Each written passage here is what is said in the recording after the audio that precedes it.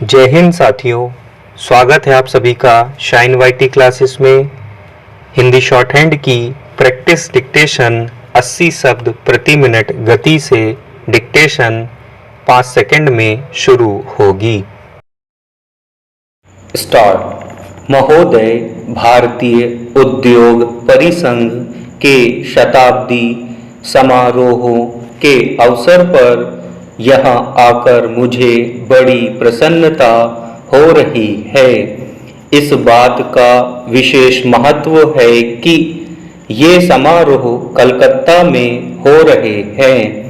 हमारे देश के औद्योगिकरण में इस शहर ने अग्रणी भूमिका निभाई है। कलकत्ता हमारा पहला औद्योगिक व व्यापारिक केंद्र था, जहां विशेष रूप से चाय, पटसन और इंजीनियरिंग उद्योगों से संबंधित गतिविधियां केंद्रित थीं। अपनी महत्वपूर्ण सामरिक स्थिति के कारण यह पूर्वी भारत की प्रगति और अभिवृद्धि का मुख्य केंद्र बना रहेगा। हमारी नई नीतियों के परिणाम स्वरूप जिस नई पहल और प्रेरणा का प्रादुर्भाव हो रहा है, उससे मेरा विश्वास है कि कलकत्ता शहर का और इस सारे क्षेत्र का कायापलट हो जाएगा।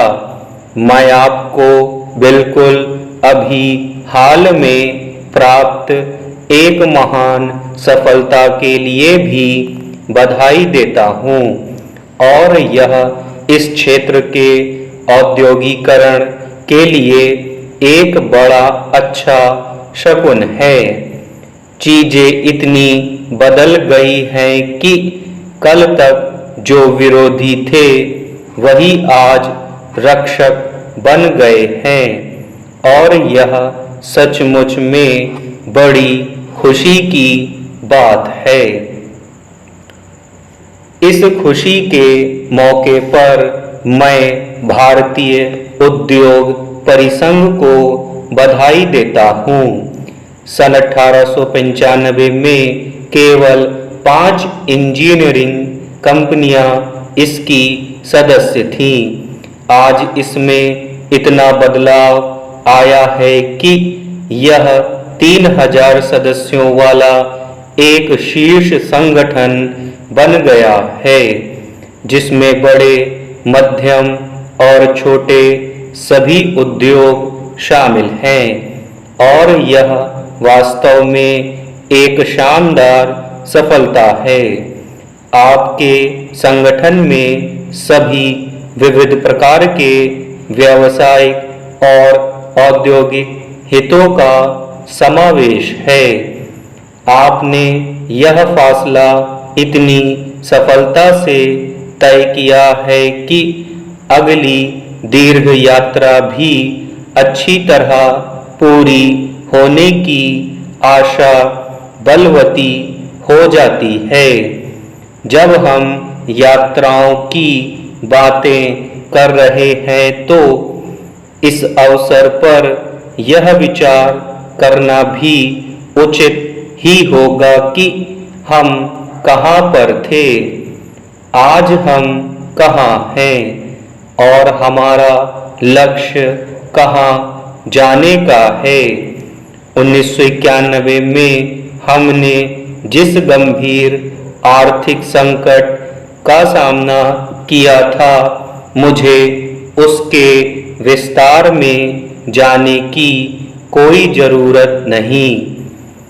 आज आप जितने लोग यहाँ उपस्थित हैं, उन सबको उस संकट के बारे में व्यक्तिगत और प्रत्यक्ष जानकारी है। यह भी अच्छी बात है कि लगता है कि लोग संकट के उन दिनों को भुला बैठे हैं, और मानव प्रकृति का यह बहुत अच्छा गुण है। इसलिए आइए यह देखें कि आज हम कहाँ खड़े हैं। जैसा कि आपको भी लगता है कि हमारी अर्थव्यवस्था पुनः उठ रही है और विशेषकर उद्योग के क्षेत्र में, निर्माण के क्षेत्र में वर्ष के पहले 4 महीनों में जो 9% की वृद्धि हुई है वह निसंदेह उत्साहजनक है, क्योंकि यह प्रगति बड़ी व्यापक है और औद्योगिक क्षेत्र के सभी खंडों में हुई है। इससे हमारी अर्थव्यवस्था को बड़ा बल मिला है। पिछले 3 वर्षों में उद्योगों की आधारिक संरचना में निरंतर सतत प्रगति दिख पड़ती है। उपभोक्ता वस्तुओं के निर्माण में भी लगातार सुधार हो रहा है। महोदय, आर्थिक पर्यावरण में सब तरफ समायोजन होने लगा है। कृषि के क्षेत्र ने आर्थिक पुनरुत्थान में बहुत ही महत्वपूर्ण भूमिका निभाई है और वास्तव में तो इससे हमारी अर्थव्यवस्था के बाकी सभी क्षेत्रों को गति मिली है। हमारे खाद्यान्न का भंडार 3 करोड़ टन से अधिक है और हमारा विदेशी मुद्रा का भंडार लगभग 20 अरब डॉलर का है। इससे हमें अपने पर विश्वास भी होता है और आश्वासन भी मिलता है। यह सचमुच 1991 की परिस्थितियों के मुकाबले भारी परिवर्तन है। आज हम जो यह पुनरुत्थान देख रहे हैं, निसंदेह यह हमारी कड़ी मेहनत और अत्यधिक प्रयासों का फल है। गांव में किसान ने कड़ी मेहनत की है, कारखानों में मजदूर ने कड़ी मेहनत की है और ऐसे ही मैनेजरों या प्रबंधकों और उद्योग के अग्रणी व्यक्तियों ने की है। 1991 में हमने जिन सुधारों की घोषणा की थी उसे व्यापक स्वागत और समर्थन मिला है और उसी के परिणाम स्वरूप यह संभव हुआ है कि हम सब मिलकर देश को संकट से उबार सके। चाहे इसे आप किसी भी स्तर से मापिए, यह एक भगीरथ प्रयास था। अब तक हमें जो सफलता मिली है उससे हमें उत्साह मिलना चाहिए और हमें नई प्रतिबद्धता के साथ आगे बढ़ना चाहिए।